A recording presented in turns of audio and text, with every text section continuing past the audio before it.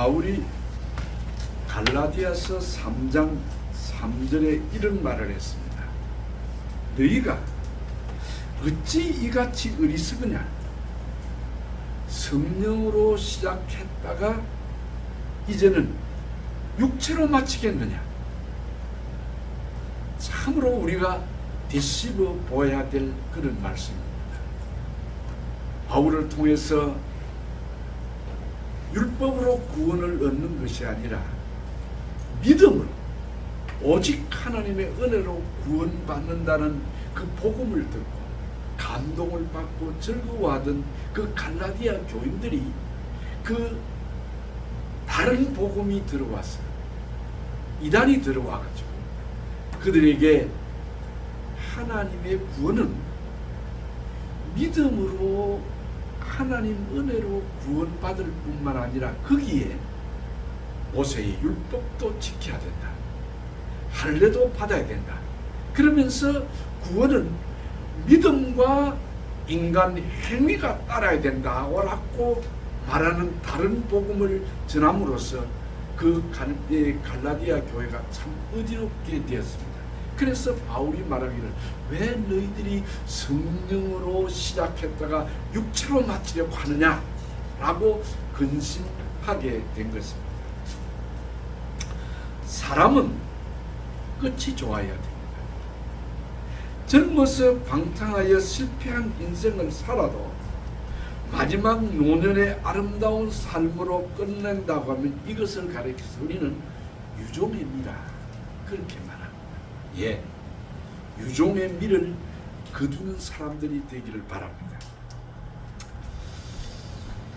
여러분 그 멸문지화라는 말을 들어보셨습니까? 요즘에 이 말이 심심찮게 유행을 하는데 멸문지화라는 말은 한 집안이 송두리째 그냥 망해버렸다는 그런 의미로 쓰여지는 말인데 옛날 그 우리나라의 역사 속에 그 정치인들 가운데 역적으로 혹은 몰려가지고 그 집안 삼족이 아니 그 말할 수 없이 한 가문이 다 피폐하게 되는 멸망하게 되는 것을 말하는데 오늘 여기 읽은 우리의 본문이 이 사울왕이 멸문지화 한 가문이 송두리째 망했습니다. 너무너무 안타까운 이야기입니다. 우리가 아는 대로 사울왕은 처음 시작은 참 멋있었습니다. 근사했습니다. 아름다웠습니다. 겸손했습니다. 이스라엘 백성들이 그렇게도 원하던 왕을 세워달라는 요청에 따라 사무엘이 하나님께 물어서 이스라엘의 초대 왕을 세우는데 사울이 온 백성들 앞에 왕으로 세움을 받았다고 하는 선언을 사무엘 선지자가 이스라엘 백성들 앞에 하는데 정작 주인공이 어디 간지 없습니다. 사울이 찾을 수가 없었습니다. 그래서 나중에 알아보니까 사울이 부끄러워가지고 사람들 앞에 나서기를 그렇게 원하는 그런 사람이 아니고 아주 순수하고 순진한 그런 사람이 돼가지고 짐들이 많이 있는 그 짐장 밑에가 숨어 있었더라. 그래서 사무엘 선지자가 그 사울을 앞에 세우니까 성경은 기록하기를 얼마나 사울왕이 준수했던지 그 사람의 키가 보통 사람의 머리 위가 더 있더라 그랬습니다. 아주 훤칠하고 준수하고 겸손하고 아름다운 순수한 그런 사람이 왕으로 세워졌습니다. 참 아름다운 이야기입니다. 그래서 아마 그가 이렇게 겸손하니까 하나님께서 이스라엘의 초대 왕으로 세웠는가 봅니다. 하나님은 이런 사람을 쓰는 거죠. 겸손한 사람. 그런데 잠언 14장 1절에 보면 이런 말이 있어요. 물은 지혜로운 여인은 그 집을 세우되 미련한 여인은 자기 손으로 그것을 허느니라. 참 이거 무서운 이야기입니다. 지혜로운 여인은 그 지혜를 가지고 집을 세우는 데 비해서 미련한 여인은 그 집안을 허물어 버린다는 것입니다. 오늘 여기 이 예배를 드리러 오신 우리 성도님들이야 다 모두 지혜로운 여인들에서 집을 세우는 분들이지만 오늘 이 지구상 많은 여자들 가운데 특히 하와처럼 삽비라처럼 그 가문을 흘러버리는 그런 사람이 있다. 이 사울이 하나님 앞에 잘못함으로 사울의 집안이 다 망해버리고 그런 안타까운 사연이 오늘 이 시대에 우리에게 주어지는 교훈은 지혜로운 사람들이 되어야 한다는 그 말이지. 불행하게도 오늘 이 사울 왕에게는 평생에 따라다니는 대적이 있었습니다. 그것이 뭐냐 하면은 블레셋 족속이었습니다. 사울은 왕이 되던 첫 시간부터 마지막 그의 가문이 종말을 당하는 멸문지화가 되는 그런 엄청난 비극까지도 전부가 다 블레셋 족속이 그들을 괴롭혔습니다. 이 사울 왕에게 블레셋 족속은 오늘의 팔레스타인이 후예들이 팔레스타인입니다. 저 중동에 있는 팔레스타인 그들이 이 블레셋 족속의 후손들입니다. 이 사람들 때문에 사울은 망했어요. 그 블레셋 이기지 못하고.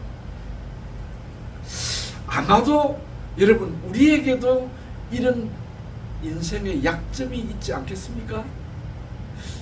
사울 왕에게 블레셋 족속이라고 하는 이 약점이 따라다녀서 사울 왕이 이 블레셋 족속 때문에 망했다고 하면 내게는 오늘 이 시대의 블레셋이 무엇일까? 내게도 약한 부분, 약점이, 핸디캡이 있을 거라는 말이죠. 의지력이 약해가지고 너무 감정적이어가지고 마음이 금방금방 변해버리는 그런 약점. 기도를 하려고 5분을 앉아있지 못하는 그런 약점. 성경을 펴기만 하면 잠 오는 수면제. 그런 약점. 다른 사람들과 달리 불평과 원망과 그 감사가 없는 그런 약점이 오늘 내게 있는 핸디캡은 아닌지. 여기 사울의 곁에 평생을 따라붙어서 사울을 망하게 만들었던 블레셋 족속 같은 그런 약점은 여러분들이 어떤 것이라고 생각합니까? 그것을 싸워서 이겨야 됩니다. 성령의 능력으로 이겨야 됩니다. 여러분 잘 아시는 대로 블레셋 족속이 이스라엘을 쳐들어와서 골리앗이라고 하는 그 거인 자이언트 장수가 이스라엘 백성들을 괴롭힐 때에 혜성같이 나타났던 그 젊은 목동 다윗이 골리앗을 쳐부수고 이략 이스라엘의 지도자로 나타납니다. 많은 예루살렘의 사람들로부터 사울은 천천인데 다윗은 만만이라는 칭송을 받게 됩니다. 그때부터 사울왕의 마음속에는 시기와 질투심 때문에 이 젊은 이 라이벌 정적 다윗을 어쩌면 제거하려고 그렇게도 평생을 따라다니면서 그는 왕으로서 정작 국사를 논하거나 건설적이고 창조적이고 국리민복 즉 나라의 이익과 백성들의 유익을 위해서 쏟는 데는 등한히 하면서 오직 한 사람, 정적, 자기 라이벌인 다윗 잡아 죽이려고 애를 쓰다가 결국은 마지막에는 그의 평생의 약점이었던 블레셋을 이기지 못하고 블레셋 사람들의 손에 마지막 비참한 종말을 구하게 됩니다. 안타깝게도 사울왕의 마지막 종말은 블레셋과의 전투에서 길보아 산에서 죽는데 그 혼자만 죽는 것이 아니고 그의 아들 장남 조나단, 차남 아비나답, 삼남 말기수와 이 세 아들과 함께 블레셋 사람들 손에 장렬하게 죽고 맙니다. 여러분, 이런 이야기가 역사 속에 몇 군데나 있겠습니까? 한 가문이 완전히 망해버렸습니다. 블레셋이 쳐들어왔습니다. 사울왕은 이 블레셋을 대적할 만한 힘이 없습니다. 하나님께 물었습니다. 기도했습니다. 그런데 하나님의 침묵이 사울왕으로 하여금 발광을 하게 만들었습니다. 여러분, 미치겠이가 된 겁니다. 하나님 앞에 기도를 하는데, 하나님 앞에 물었는데 대답이 없습니다. 여러분, 이 세상에서 가장 불쌍한 자가 어떤 사람입니까? 하나님 외면한 사람, 하나님이 얼굴을 돌려버린 사람. 오늘 이 설교를 듣는 여러분들은 부디 그런 불쌍한 사람들이 되지 마시기를 바랍니다. 여러분은 한번 입장을 바꿔놓고 생각해보세요. 내가 사울의 입장에 섰다고 합니다. 원수 블레셋이 대군을 거느리고 왔습니다.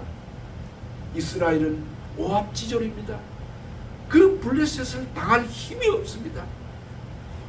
아무런 손을 쓸 능력이 없습니다. 그래서 하나님 앞에 기도를 한다고 했는데 하나님은 아무런 응답이 없습니다. 여러분, 여기서 우리는 분명히 알아야 됩니다. 오늘 현재는 나의 과거의 결과라는 것을 알아야 됩니다. 사울이 그렇게 살았거든요.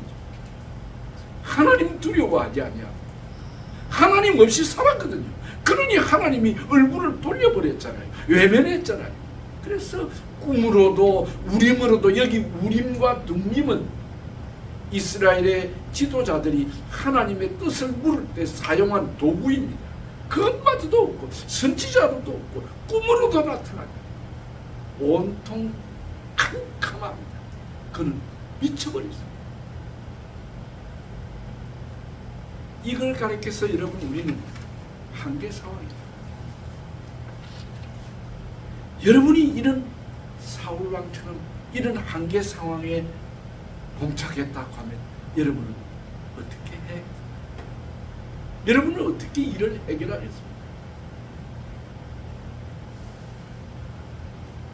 사울이 하나님께 물었습니다. 여호와께서 꿈으로도 우림으로도 선지라도 그에게 대답하지 아니하신다고 했습니다. 그래서 사울왕이 한 일이 오늘 우리가 본문에 보면 그가 온 이스라엘 땅에 점쟁이, 신접한 자, 초혼자, 아니 무당 다 없애버렸는데, 자기 손으로 자기 명령으로 다 없애는데 오히려 위급한 이 한계 상황에 다니까 하나님도 외면하고 하나님도 응답이 없다 보니까 부하들을 불러서, 야, 신접한 여인이 어디 있느냐, 거기 물으러 가야 되겠다라고 하는 것입니다. 여러분, 제가 여러분에게 늘 이야기합니다. 신자는 지킬 선이 있습니다. 그 선을 넘어버렸습니다. 이 사울은 그 선을 넘어버렸어요. 여러분이여, 인생은 참 만만치가 않지 않습니까? 참 우리가 사는 이 인생만큼 수수께끼가 어디, 참 이런 수수께끼가 없고 풀 수 있는 그런 정답이 없는 게 인생이지 않습니까? 그게 여러분 살아오신 여러분들의 이야기한 줄 아닙니까? 참 만만치 않고 참 어렵고 해답이 없어요. 정답이 없어요. 공식이 없단 말입니다. 아무리 어려운 수학도요, 고등 수학도 풀 수 있습니다. 머리가 좋은 사람들은 다 풀어냅니다. 그런데 인생의 문제를 풀었다는 사람은 아무도 없어요.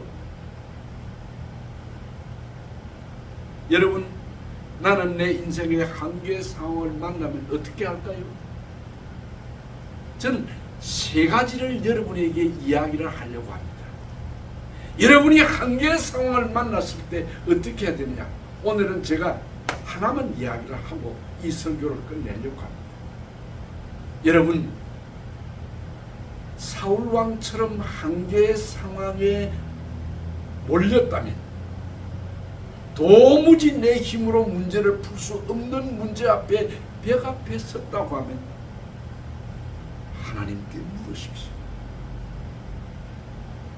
그런데 불행하게도 여기 사울왕은 하나님이 침묵했습니다. 외면했습니다. 여러분이 이런 인생은 정말 살지 마시기 바랍니다. 이제 막 다시 제가 언급했습니다. 현재는 과거의 결과입니다. 과거에 내가 그렇게 살았기 때문에 버림받는 거지.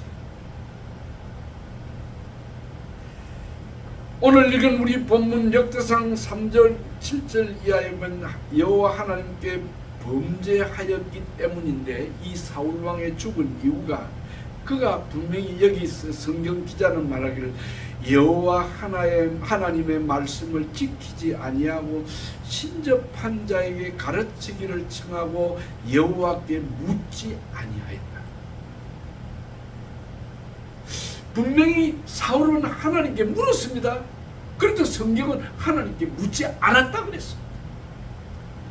원문을 보면 신접한 자에게 가르치기를 청하고, 여기 청하고, 그 다음에 여호와께 묻지 아니하였으므로, 묻다라는 요 두 동사가 히브리 말로 다라시라는 말로 쓰는데, 이 말은 하나님께 구하고 가르침을 받고 묻는 그런 일일 때 쓰여지는 말입니다. 그런데 사울은 그러지 않았다는 겁니다. 성경 기자는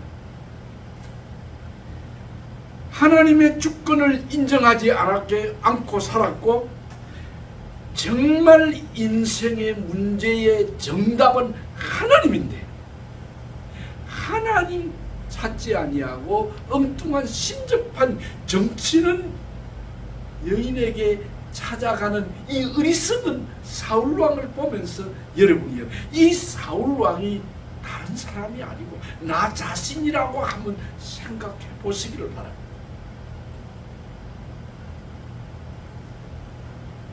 여러분, 어떤 어려운 일이 있더라도 사울왕처럼은 되지 마시길 바랍니다. 이런 인생은 살지 마시기를 바랍니다. 하나님께 묻는다, 하나님께 물으라는 이 말의 뜻이 무엇입니까? 이 말의 뜻은 하나님 앞에 선다는 뜻입니다. 하나님 앞에 선다. 즉, stand in the presence of God. 하나님의 면전에 선다는 말. 열왕기상 19장에 보면 여러분, 그 능력의 불의 사자였던 엘리야가 절망을 하고 낙심을 하고 이세벨이 자기를 죽인다고 하는 그 한마디 공갈 협박에 그냥 약해 빠져가지고 도망을 치죠. 로뎀 나무 밑에 쓰러졌습니다. 하나님, 나 죽여주세요.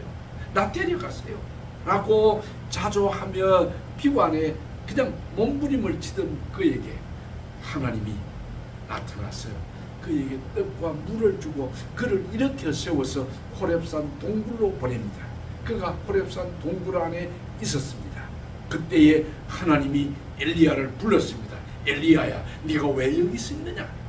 내가 왜 여기 있느냐? 하나님 말도 마십시오. 내가 하나님을 위해서 열심히 봉사하고 하나님을 증거했는데, 열심히 특심했는데, 모든 사람들, 선지자들, 하나님 믿는 사람들 다 죽이고 이제는 마지막에 나까지 죽이려고 합니다. 그때에 하나님이 한마디를 했습니다. 엘리야야, 너는 일어서서 이 동굴 밖에 가서 서라. Stand in the presence of God. 내 앞에 서라 하고 하나님이 엘리야에게 말합니다. 그래서 정신을 차린 엘리야가 동굴 앞에 나가서 섰습니다. 그때에 큰 바람이 불었습니다. 거기도 하나님의 음성이 없었습니다. 지진이 일어나가지고 온 땅이 막 흔들흔들합니다. 거기도 없었습니다. 큰 불이 지나갔습니다. 그 속에서도 하나님의 음성이 나타나지 않았습니다. 그 후에 성경은 말하기를 세미한 아주 적은 소리로 하나님께서 엘리야에게 나타났습니다. 여러분, 하나님 앞에 서는 자, 숨길 수도 없고 거짓말할 수도 없고 감출 수도 없는 전능하신 하나님 앞에 내 모습 이대로 어려운 벽을 만난 내 자신이 그 하나님 앞에 서야 되는 것입니다. 내 염치도 체면도 근위도 내 상식도 내 사고도 나의 세상식으로 살던 그 모든 것들 다 내려놓고 벌거벗은 몸 하나님 앞에 서야 되는 것입니다. 오늘 여기 사울은 그런 모습으로 하나님 앞에 서지를 못하고 그냥 다급하니까 형식적으로 하나님 앞에 묻는다고 하지만 하나님이 그건 모릅니까? 중심을 보시는 하나님인데 하나님의 응답이 없어요. 여기 하나님 앞에 물으라는 이 말은 들으라는 것입니다. 하나님의 음성을 들으라는 것입니다. 말하자면 하나님의 음성을 듣는 자가 되어야 합니다. 요한복음 10장에 보면은 그게 예수님과 우리의 사이를 양과 목자와의 관계로 설명을 하고 있습니다. 그런데 이 요한복음 10장에서 우리에게 전달해 주고자 하는 가장 중심적인 목자와 양과의 관계의 연결고리는 양은 목자의 소리를 듣는다고 했습니다. 양이 목자의 소리를 듣기 때문에 다른 사람의 소리는 듣지 아니하고 목자의 소리만 듣고 따라가는 것이 양입니다. 성경은 우리를 하나님의 양이라고 합니다. 양은 듣는 자, 듣는 특징이 있습니다.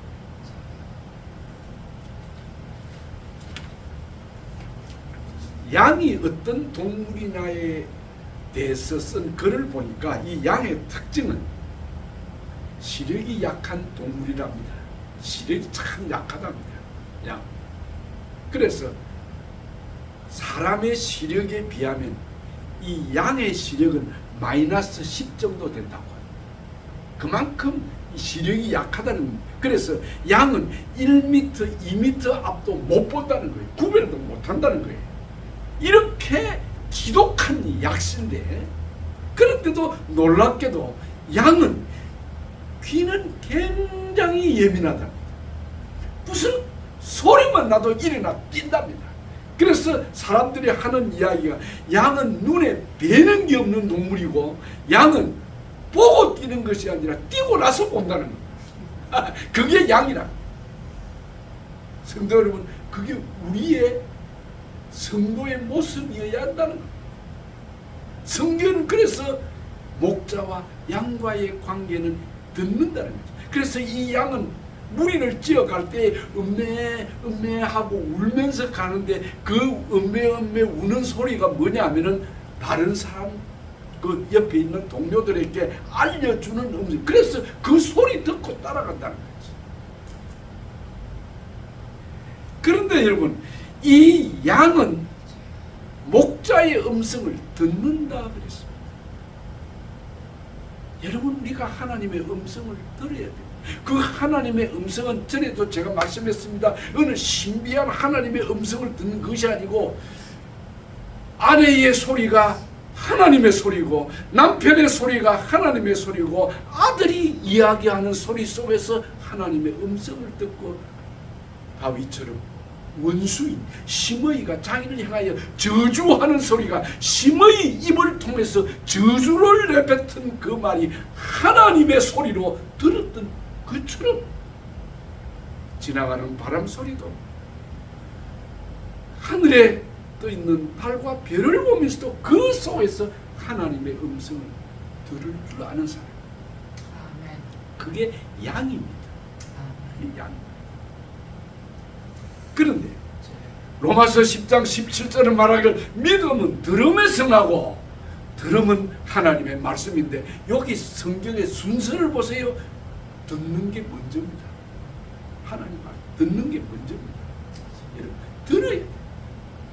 그런데 여러분 보통 이 귀를 막고 사는 사람들이 있어요. 잘 안 듣는 사람이 있어요. 목사의 소리를 하나님의 음성으로 듣지 않으려고 하는 사람들이 있어요. 주위의 사람들의 이야기를 하나님의 음성으로 듣지 않는 사람이 있어요. 그런 사람의 특징은 목소리가 커요. 자기 목소리가 커요. 여러분, 기도가 무엇입니까?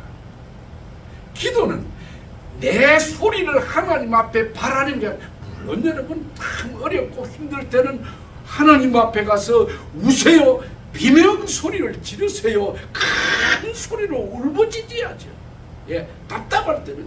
그러나 기도는 듣는 훈련을 하는 것입니다.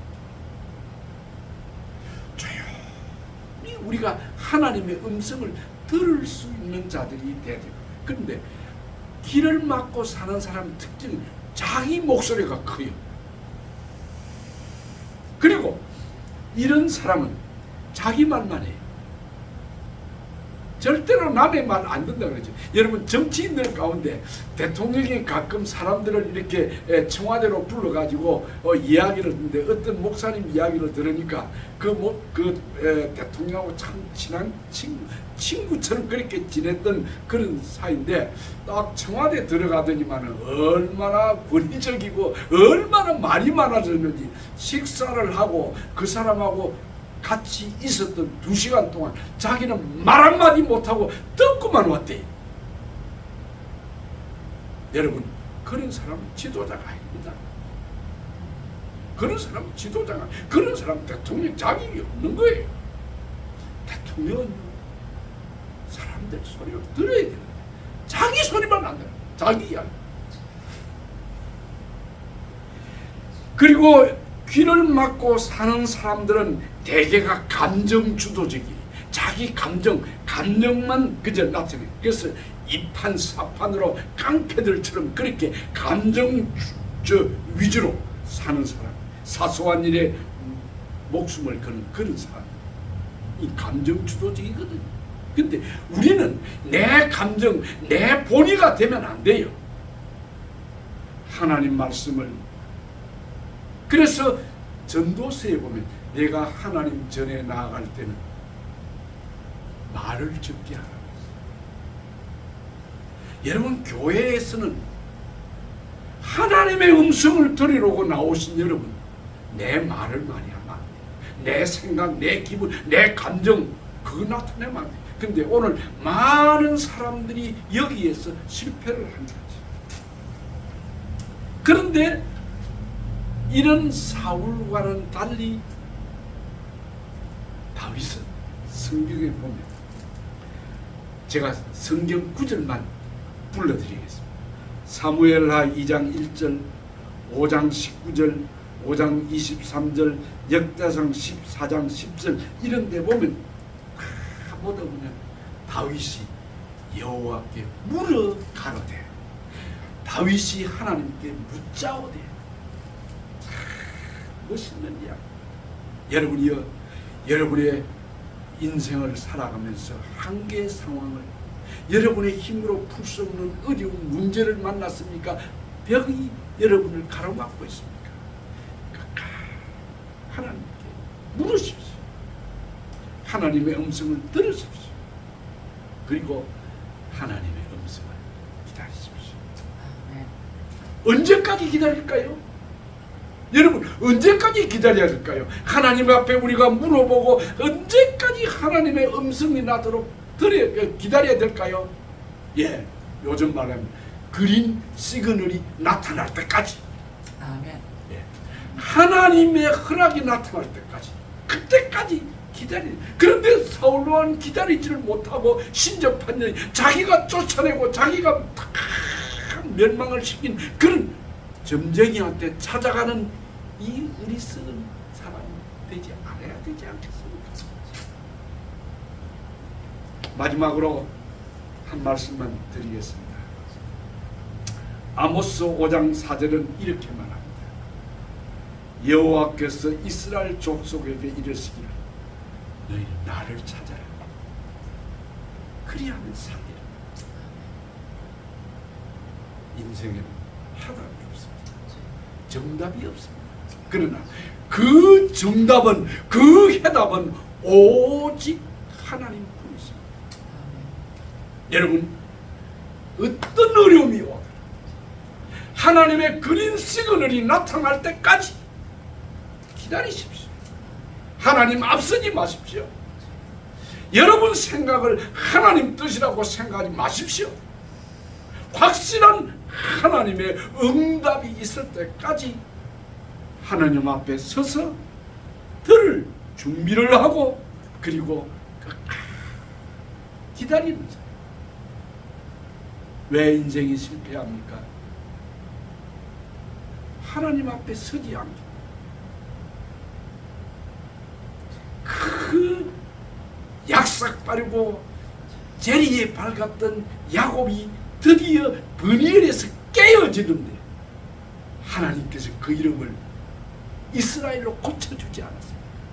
그 영광스러운 이스라엘은 이름, 그가 약복 강변에 홀로 남았다. 여러분이여 이런 고독의 시간, 이런 하나님 얼굴 앞에서 서는 그런 사람들이